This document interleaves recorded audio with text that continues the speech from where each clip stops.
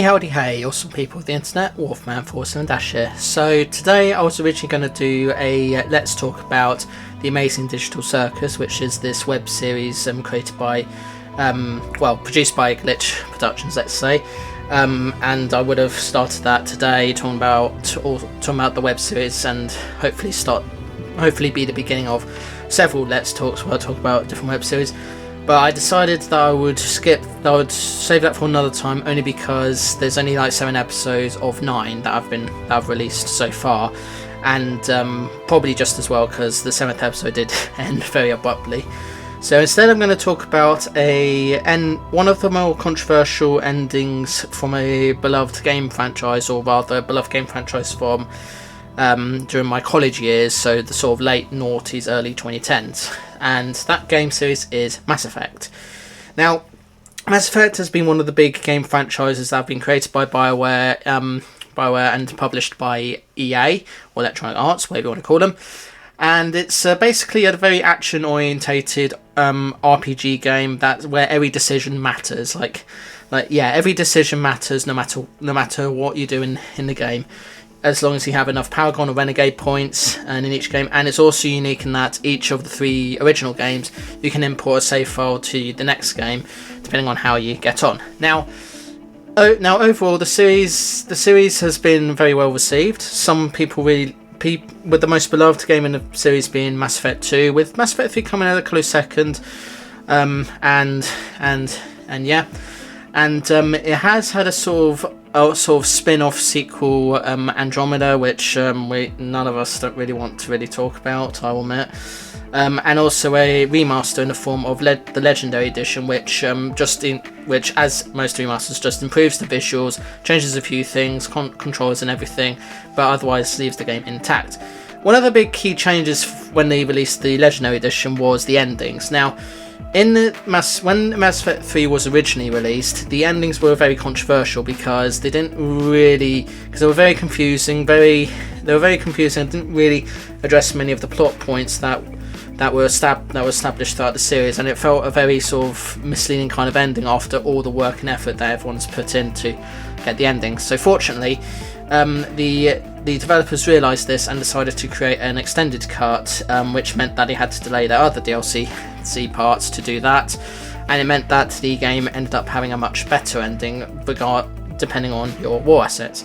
Now, Legendary Edition has changed this a little bit in terms of how you get war assets and whether you get high or low or whatever, but it's otherwise very much the same sort of things. Now, across the series you kind of get like 5 different endings, and I'm probably going to get some of these wrong, so I do apologise, and obviously because it's an endings gone wrong video, there will be spoilers if I've not already said it already. So first off, there's the ending in Mass Effect 2. Now this ending is you can only get if all of your squad has not had any loyalty missions be done, and you've not done all the upgrades for the novelty. So basically you do the suicide mission at the end, and it's basically doomed, meaning that Shepard loses everyone and he ends up dying. And that's kind of like one of the first endings you get for this trilogy or duology in this case, because with Shepard dead, it means that you can't really go on into Mass Effect 3, so they won't accept the import save file no matter what. But if you do manage to get Shepard surviving, then you can go into Mass Effect 3, and depending on how many war assets you get throughout the series, and obviously in Mass Effect 3, it will sort of affect the different endings that you have. Now, in the original version of the game, the stuff wasn't made. There were a few things that weren't made clear. So, in the very final mission, when you're on Earth, you get to the point where you get to the beam that goes up into the Citadel, but it's not made. But then you get a big beam of light from the Harbinger Reaper, and it's not made very clear as to whether the squad members who are with you survived, because some people then see the sort of corpses on the floor, implying that those squad members have died. Whereas in the extended cut, they addressed that by saying that the Normandy did arrive in time to pick up those squad members, so they live, I think. I don't know. So yeah. Then you get onto the Citadel. All of that plays out as it is. You shoot. You get through a Citadel that's where every person that's in the Citadel is kind of looks like they've either died or something. But either way, by the way, yeah, it's a big deal. You reach Anderson and the Elusive Man, and at this point, the Elusive Man will either kill himself or you have to kill the Elusive Man, because he's obviously being controlled by the Reapers, and he's not realised this. Anderson gets killed off, and Shepard comes close to dying but doesn't actually die. And to a lot of people, many people would have regarded this as the best kind of ending that they get for the series. But no, they didn't end it there. They brought Shepard up to this bit where you get to a choice of four more endings. Now, in the extended cut, you do get these 4 endings in the original version of the game, which you can only get if you don't have the extended cut installed. You don't get the 4th ending. So the 3 endings you do get, depending on your war assets, are Destroy, Control, and Synthesis. So Destroy, which is red, representing Renegade, and Anderson sort of is the one in the vision, sees Shepard basically blow up the thing, and this basically destroys all the Reapers, and also leads to some other things being destroyed, like synthetic life, like Geth and other things, and ED, the robot. So that's how that ending plays. And then in the sort of main ending, everyone tries to escape, but obviously things do happen and transpire. And in the original ending, it wasn't made clear as to whether all these ships are then stranded because of the mass relay being destroyed, or if the mass relay was completely destroyed, and whether the Normandy survives or not when it lands on the Uncharted planet, depending on your war assets. If your war assets are very low, it's implied that everybody on the Normandy is dead and everyone else has died. If the war assets are really high, then chances are characters will have survived. And then you got Admiral Hackett in the extended cut sort of giving us sort of summary as to what has happened through this medium of still images and more voiceovers. So that's what happens.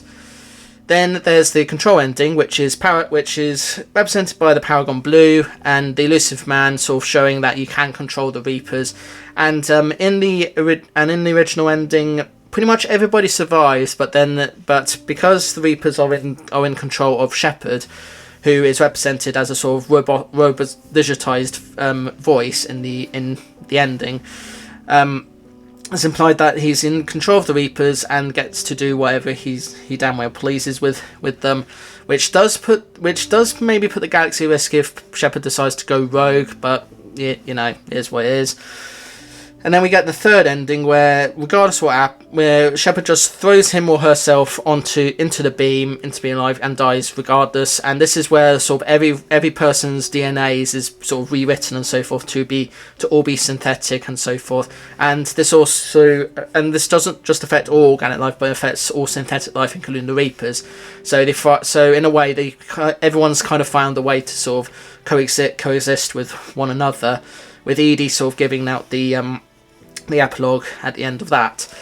So that's the 3 endings that you get, every time I've done those endings in the game without the extended cut, it's just basically all of them are basically the exact same ending, or almost the exact same ending, but the colours are different and some of the scenes are sort of altered in a way.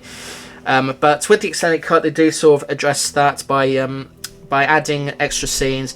And also, there's 3 characters that you do usually get at the end of each playthrough. You get you get your love interest, a character that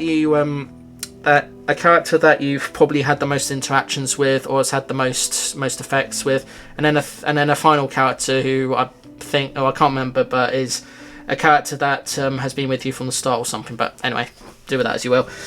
And then the endings play out. And then we got the 4th ending, which you can only get in the Extended Cut DLC and the Legendary Edition. And this is basically what I would describe as BioWare just giving the fans and gamers the option to basically refuse all the endings, because they weren't happy with the endings that they got, so they decided to just not bother. And the cycle continues. The Reapers succeed in their plan, and Liara Tassoni leaves a sort of whatever it's called, a capsule, a life capsule of some kind, which the next cycle eventually come up, and it gives them the plans to give them a fighting chance against the Reapers. So ultimately, in the end, regardless of what happens, the Reapers are either destroyed or coexist with, or eventually destroyed or coexist with other life in the universe, and the rest is history. Now, Now, with all that aside, there's also some extra. Now, I'm not quite finished, I should say. There's also the sort of Earth Child who is sort of appears, giving you the options for the endings. And if you don't have the extended cut DLC applied, then you won't get the opportunity to ask various questions which address all sorts of certain things. As well as the option to do the refusal ending. And also, if your war assets is very low, then you'll only be restricted to, as I understand it, 1 or 2 endings, or 3 in the case of the DLC, depending on how low your war assets are. Some of us want to succeed and get the best ending possible, and some of us just want to get the absolute worst ending possible, which I think the Legendary Edition makes it impossible to do, but in the original versions of the games you can do without any restrictions, so it's all fine. And then the only other thing that I'll add is after you've done all the endings and the credits roll, you then get that scene at the end where this guy's telling this boy the story of the shepherd, and in an alternative version of that, which I think you can only get in the refusal ending. It's not a man, it's a woman, assumingly an Asari of some kind, and the rest is history.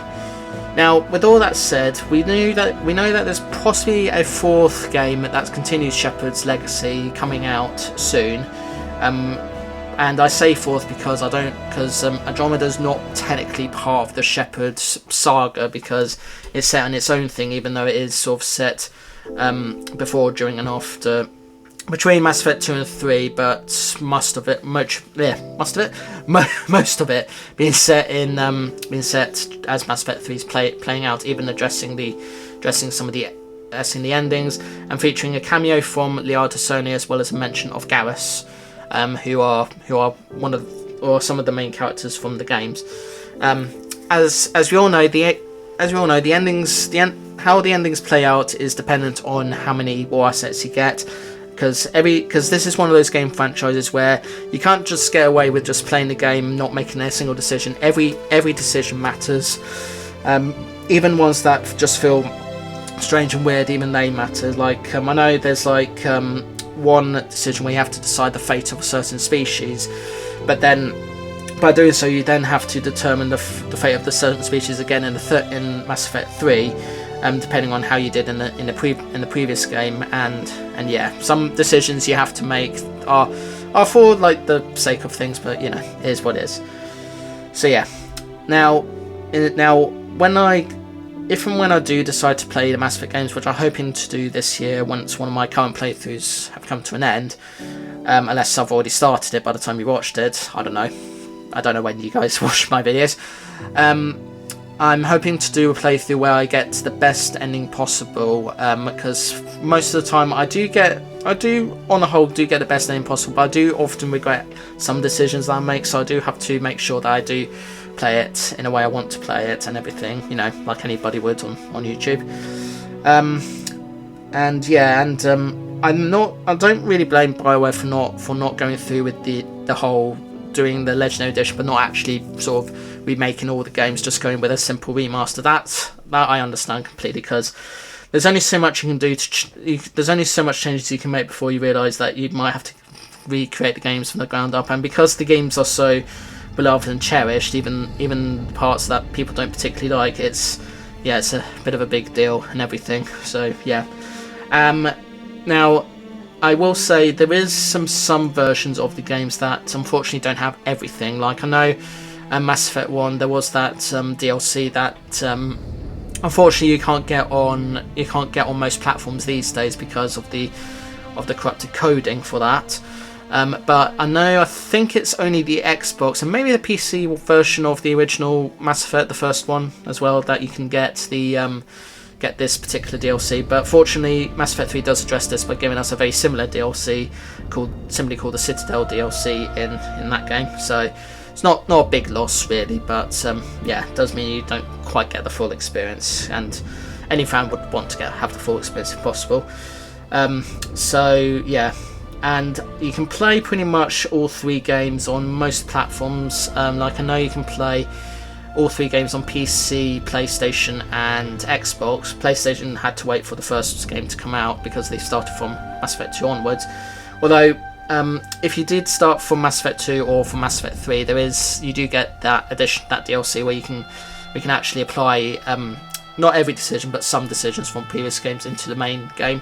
They only focus on the key decisions, so it doesn't address all the different decisions, which is a bummer if you really want to have the full experience, especially you Nintendo fans who got Mass Effect 3 on the Wii U, but unfortunately it's the only game on the Wii U. But I think the Legendary Edition's on Switch, I'm not too sure. But anyway, that's all I've got to say on it. There's a lot of complexities and everything about the ending, so I'm not going to go through all of them. But yeah, it's an ending. It's a highly controversial ending highly controversial set of endings that people just wanted to have, that people were so much looking forward to, and then it's kind of like a sort of sour taste, let's say, with working so hard to get as far as we can and then get the endings that we got. But fortunately, the extended cut did a reasonably okay job trying to address all those sorts of things.